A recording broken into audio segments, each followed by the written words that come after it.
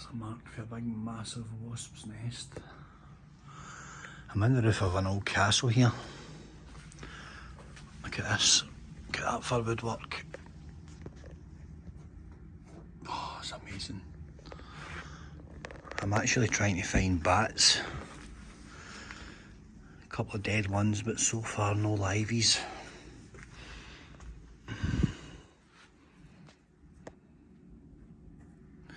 No liveys so far.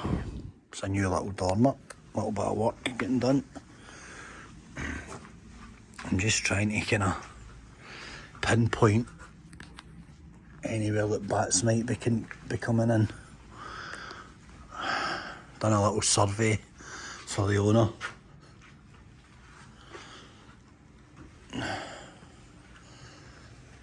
It's like 200 years old, this roof. All sorts of ghosts up here.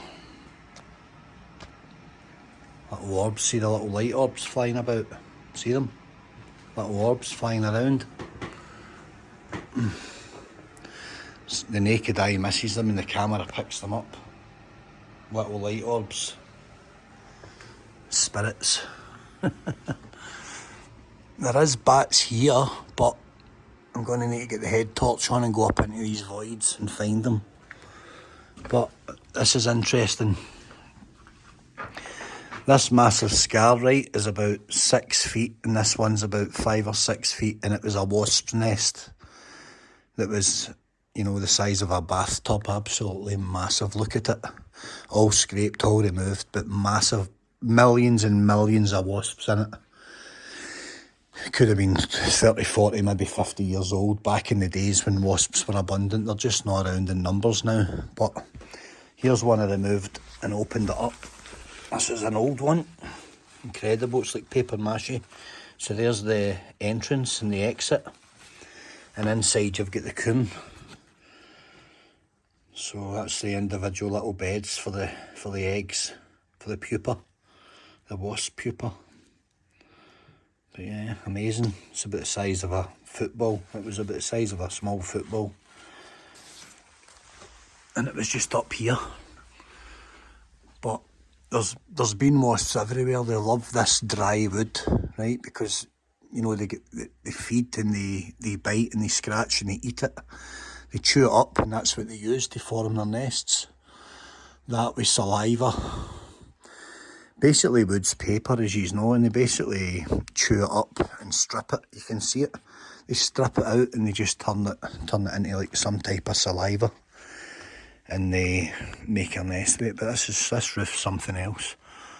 Everything's done on basic, like, so these lean on a point, like a pivot point, like a pressure point. They're just leaning.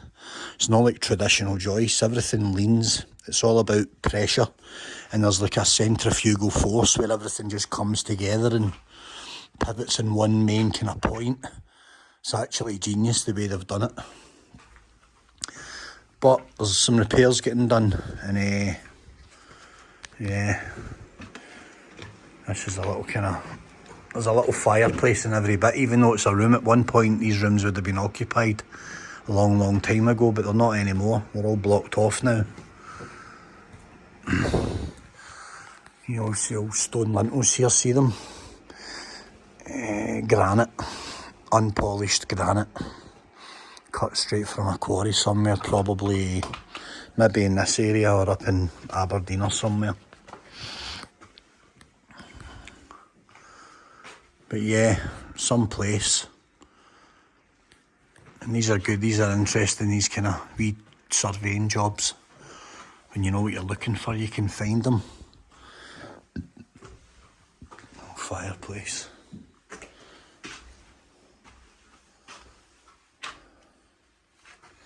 It's an interesting place.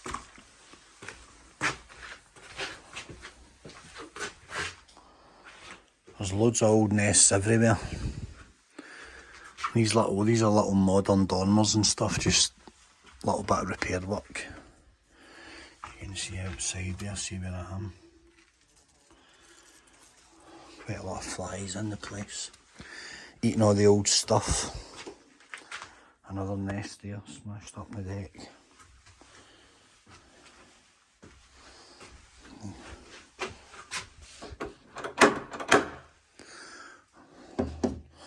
6 panel door. I need to get up in little places like that there, get my head and my hand in there, see what's in there. If you're going to find them, you're going to find them in the driest spots with the least air resistance, and you know, it's got to be really dry for them. There's a little wasp's nest hanging there. See it?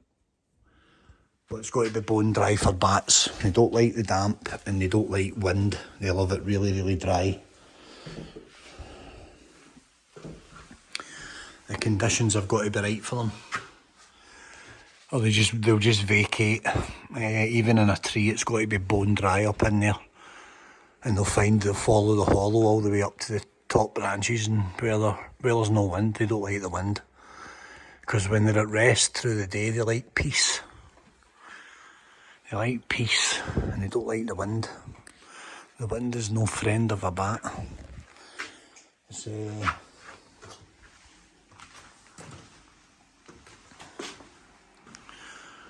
see how they form the old lintels. They just pack it all in, look. It's amazing. Nothing now like stud partitions.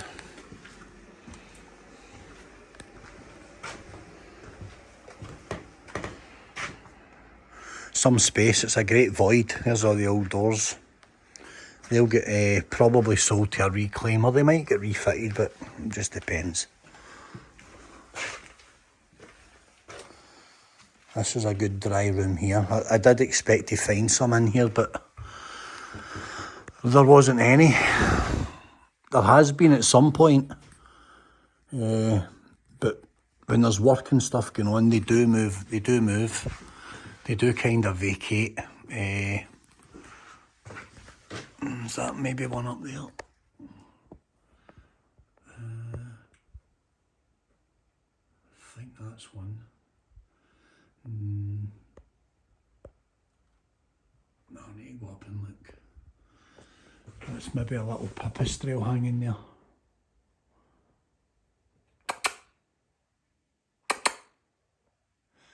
Could be.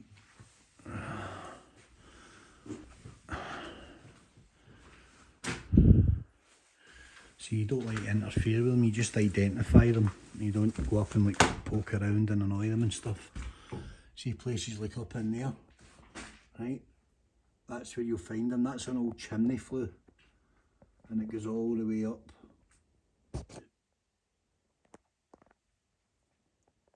Yeah, there's a bit of noise up there. I think there might be a couple up there. Bit of scratching and stuff. But I'll put the light up because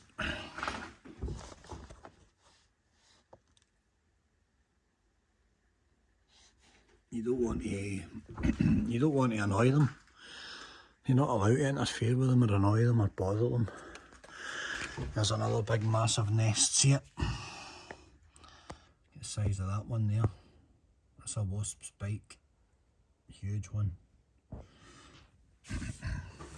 They're quite amazing when you open them up. These are all defunct, they're all ancient, so you're not bothering anything, but you get them everywhere. There's one there, see it? That's a little one that's just been started. You get loads of them, size of golf balls. There's another two there. Loads of them.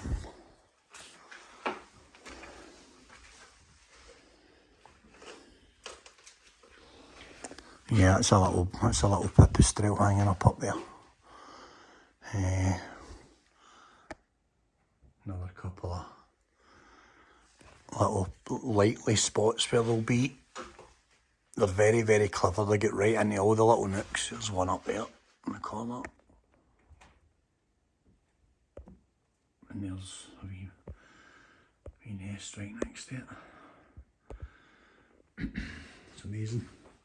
Some amount of timber up here, you know, hundreds if not thousands of tons, but certainly several hundred tons of timber up here. And it's, you know, 200-year-old, probably larch or maybe red pine, something like that. It's more than likely some type of red pine. It's lasted well. very little rot in it, like woodworm or dry rot. There's very, very little. I've looked all over it. So there we go. This is an old 200-year-old roof. It's pretty interesting if you're interested in 200-year-old roofs. Anyway, there we go.